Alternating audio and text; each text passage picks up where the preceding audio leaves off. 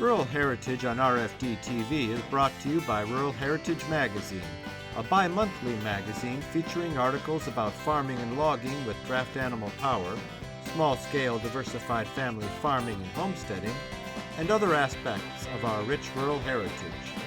Rural Heritage Magazine, borrowing from yesterday to do the work of today. For subscription information, please call 319-362-3027 or order online at www.ruralheritage.com. This is Kenny Walthes. I am the president of CICA, Corn Collectors Association. We're at my place. We're having our annual spring meet at it's being held in Breese, Illinois. It's actually called Little Prairie, and there's people from about 5 to 7 different states that actually brought some of their items and have them on display in our shed, and we're going through and they demonstrate different things and a lot of unique different items as well. My dad was actually, he was a little bit into antiques.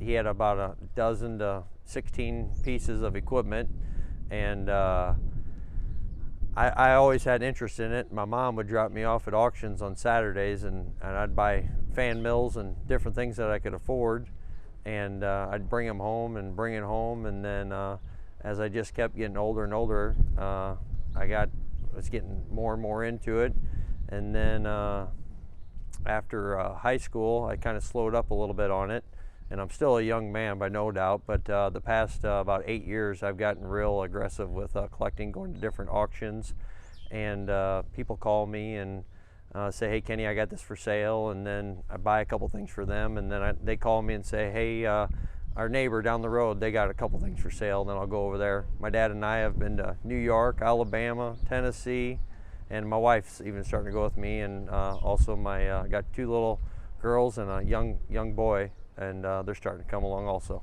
which is a great thing. To me, that's one of the best things, is the people that I've met through collecting. All the way from since I've been little, going to these auctions with my dad and being dropped off at sales. People have always been great to me.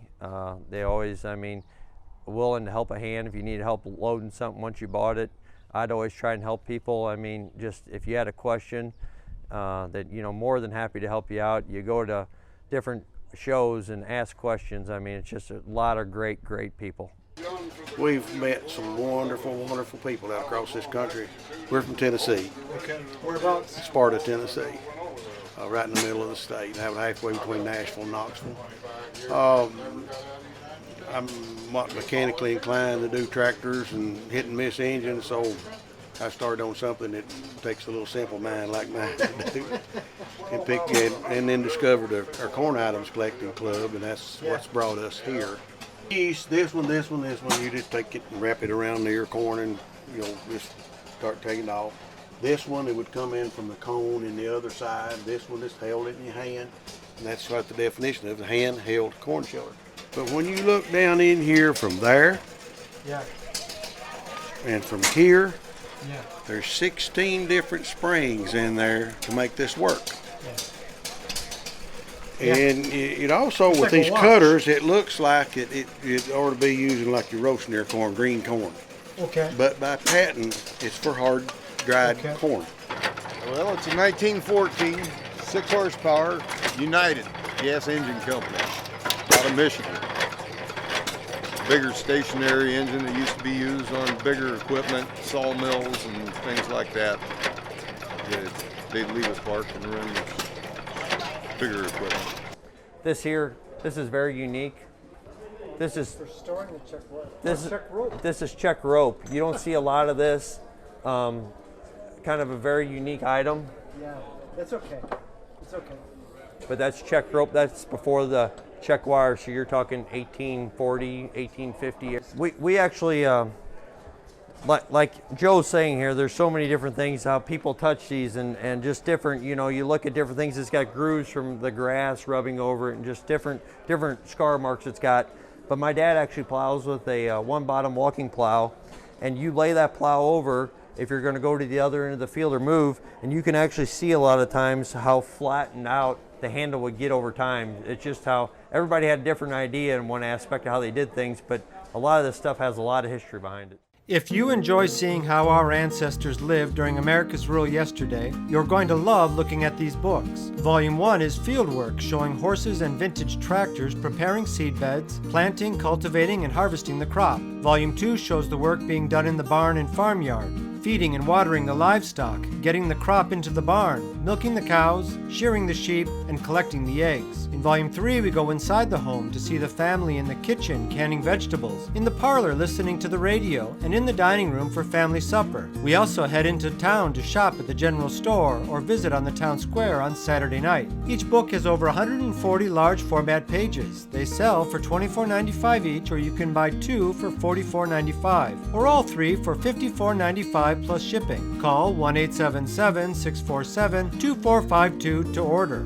That's 1-877-647-2452.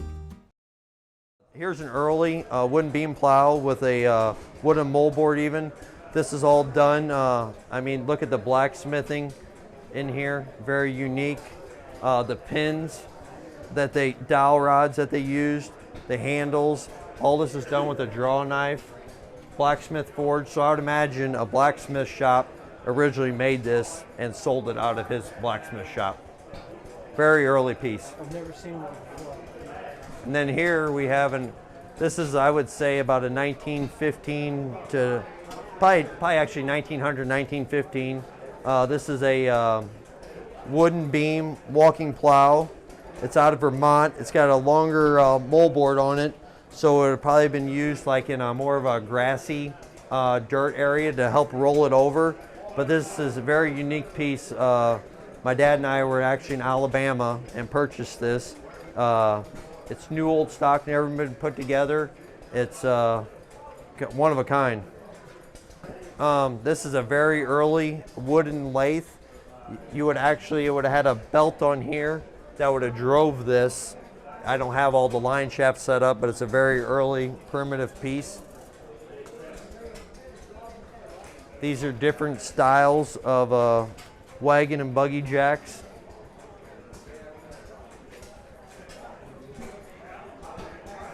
Up on the wall, that's different types of toolboxes different manufacturers would have used. I mean, there was all kinds of different, everybody had an idea back in the day.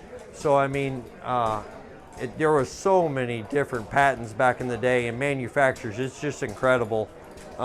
There's all different types. Iron Age, Buckeye, Eureka, Pate, Brown. It's incredible. All the different people had different ideas. These are nubbers you would use back when you saved your corn each year and then reused it, but you would go through and you would grind your smalls off so you had your fuller rounds for when you had self-pollinate and all that. For your seed corn. Yes.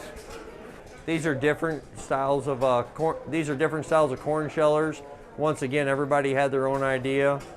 These are all different types of brands. This here is actually a plate tester.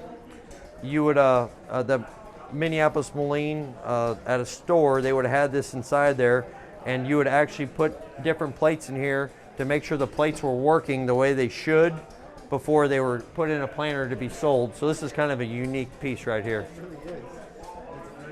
These are different styles, like I was talking earlier, different styles of jobbers.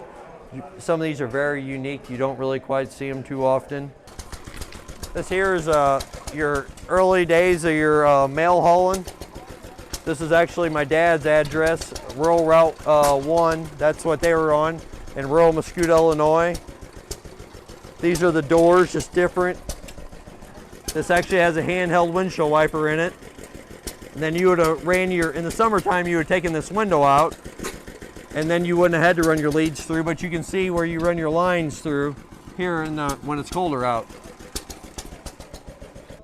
This is an early jail wagon hooked up to a team of mules. We give rides to different kids and different events we just go through. But this is more or less what they would hold your prisoners in back then. You would have kept different tools and items in here, your handcuffs or locks and different items. That would have been in here. Different tools in here as well. And then as you open this up, you can see where the prisoners would have sat back then.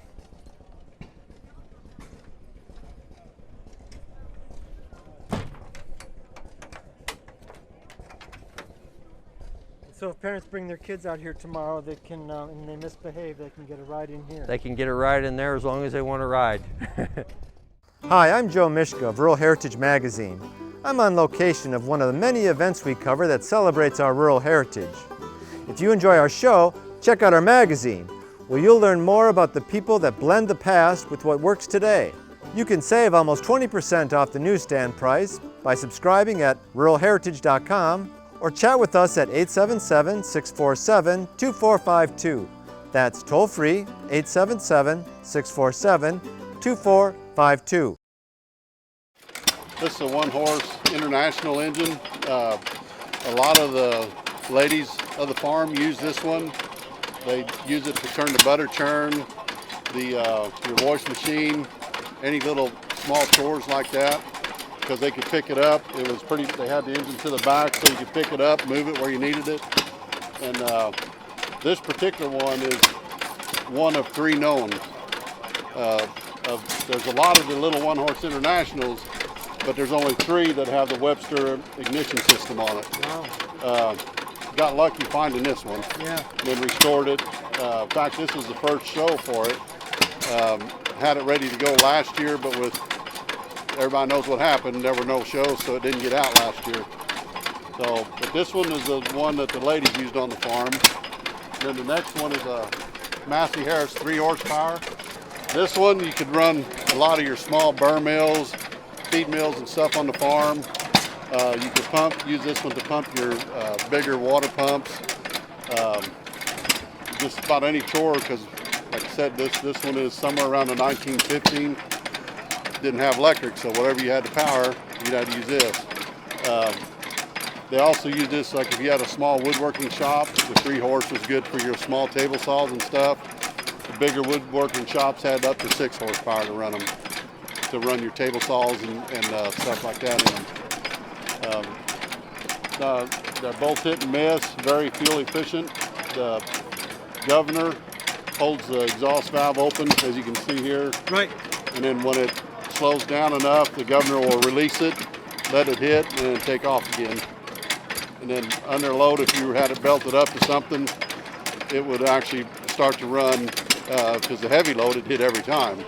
Light load it just hit once in a while, just enough to keep your RPM going. These are all hit and miss engines except for the little McCormick.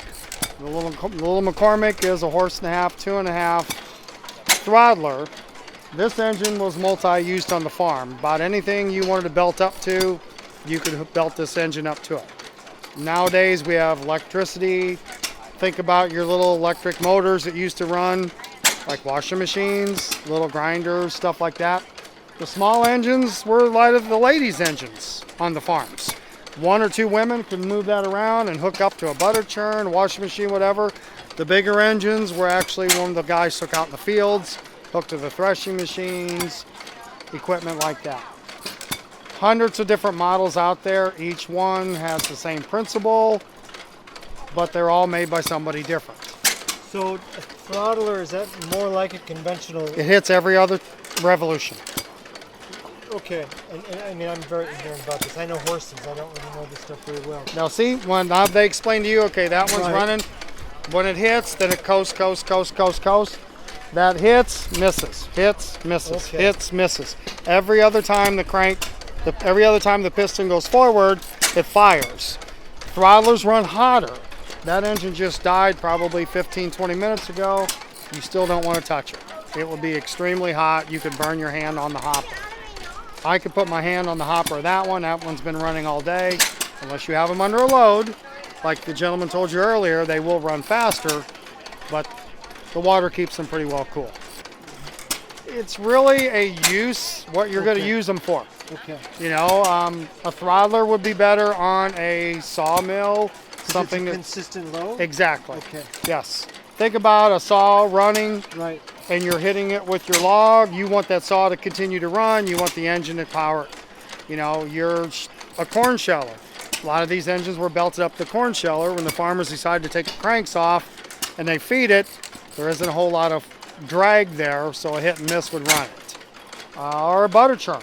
The ladies would use these smaller ones when they churn butter up on the porch or do their washing. So, When you buy a car, it's made for parts to wear out, to be replaced. correct? Do these have similar situation, or do they? Yes and no. Any moving part mechanically will eventually wear out. But I'm kind of glad you brought that up.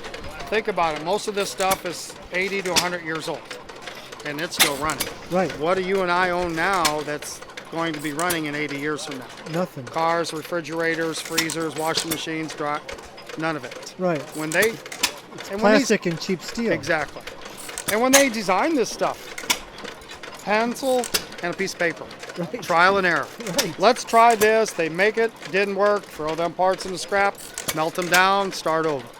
Today, everything's done on a computer. Right. And farmers were pretty ingenious too. I mean, the magneto on this engine here, if it quit running, instead of spending the $20 back in the day it would have cost to repair it, they might have got a battery and a coil out and wired it up and they kept running.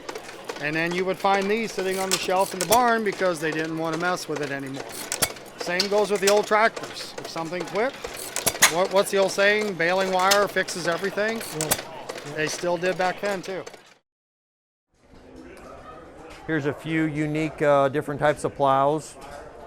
I'm not sure if this is more of like a potato plow or what their idea was on here. If it was for just earlier parts of working ground in the earlier years. Yeah. It's not a very big plate. Correct. It's pretty narrow. It's, you know, it might have been like a subsoiler. It's unique. And this here is a very early wooden beam plow. It's got a wooden moldboard, and I guess at some point the wood started getting bad, so probably the farmer went through or had a blacksmith and they put this metal on here. It took a lot of time, and very vaguely you can see the blacksmith's initials in there. From what I can tell, it's ABOL, but I could be wrong. That is really cool. This here is from what I've been told, you get this going, and it's more of it slices your corn into wafers. You would feed that through here, and then would cut it, your whole ear of corn. You would put your whole ear in here. Yes, everything, and it would make that into like a wafer, like almost like a cookie. And they said a cow would never choke on that. That was the point of this. There's knives in here that you feed that, and then it just comes out. It looks like cookies when it comes out of there. There's many different things on here. These were different sackers that would have been on your corn shellers or your fan mills back in the day. This here is actually a Montgomery Ward. This one here is a Bowster's combination. Once again, going back to everybody had a different idea. This here is a slop trough for your hogs. This here is a hog oiler. These here are just different pumps that would have been on the back of your water wagons back in the day. Windmill weight. This cast iron. Yes. Most of these items on here are cast iron. These are all different brands of pumps. This would have been more like a park pump. You would pump this up and you would have pulled up on this lever and you would have got your water out of here to drink your water back in the day. This here, back if you had to pull your pipe out of the ground to put new leathers in the bottom of your cylinder so you could take a break, you would pull this up, take this. That would have been like that. As you're pulling, you want to take a break, you put that down, and then that way you could take a break so you're not constantly just pulling and pulling. This here is a very unique pump. It's a Fairbanks Morse. Just a lot of different artwork in the casting. These here are different corn sackers. This goes back to your germinating days. These are different trays that you would have went through, and then you would heat at that. That's for your seed. Then there was a kerosene lamp at the bottom that would have kept your heat.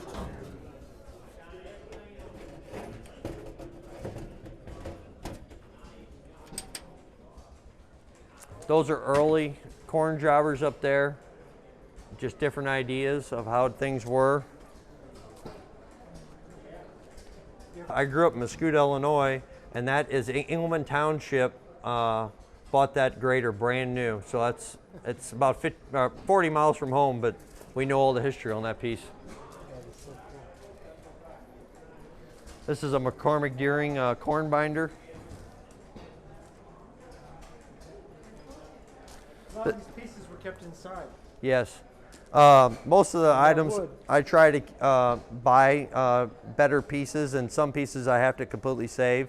But it really intrigues me how a farmer back in the day, how they really took care of stuff. Right. I mean, it's amazing. And then I put different things on it to try to bring the color back out. But I mean, it's incredible just you know, how they took care of things back in the day. These are actually something a little bit unique. These here are actually, I was told they're called a poor man's brake. These are brakes you would have put on your wagon. You'd have ran this up onto your wagon here, and you would have drugged that down a hill, and that would keep your wheel from spinning. This is a very early corn sheller. You insert your ear here, and this comes out. That's an 1824 model. Very, very early corn sheller. This is this is a primitive, very primitive corn sheller here. You just spin that. It's almost just like they put nails in there, but that's another corn sheller. You would insert it through there, and then your corn would have fell out. It was both items work very well. Just how You get better at it as you use it, I bet. Exactly, definitely. These here are different types of corn jobbers. Like earlier I was talking. This here is a 2-hole versus this is a 1-hole. And then how this one would put out, you know, 3 seeds at a time. And then this here, they call this a horseback seeder. This would actually fit into your belt buckle, or you had an insert that you would put on your horn on your saddle, and you would have broadcast that. And I've had numerous older gentlemen tell me, and I always say too, probably what you're thinking right now, that this is going to hit you in the face, but they say it worked. I've talked to older gentlemen that have used one, and that's what that is. Horseback seeder. This here is a 2-row Emerson jobber. This here is a corn cutter. Versus having a corn knife out in the field, you would have put this on your boot and you would just chop that off. There's left and rights of those as well. This here is an early corn sheller. This is something just like a farmer would have probably made at home. You know what I mean? He didn't want to go buy a corn sheller, and this is just what he uses. These here are detasseling stilts for back when you had to take the tassels off. You would actually wrap these around your leg. You would stand on here, and that would get your height to go through and do all your detasseling. This here is an early corn planter. It's from Rock Island, Illinois. It's called a split lid. It's got its own plates? Yes, it's got all the original plates with it that you could change. This is a Peoria Advance corn planter. Originally it would have had a dropper seat on it, and then it's set up for check wire right now. But Peoria Advance made the corn planter, but then Hearst and Dunn out of Peoria, both are out of Peoria, but Hearst and Dunn made the check row attachment. Thanks for joining us today at Rural Heritage on RFD TV, where we borrow from yesterday to do the work of today. This program is available for purchase. To order your copy, please call 319-362-3027 or visit www.ruralheritage.com. Rural Heritage is a bi-monthly magazine dedicated to draft animal farming and logging, as well as other aspects of our rich rural heritage. It is published by Mishka Press, which also offers a complete line of back-to-the-land books, DVDs, and calendars.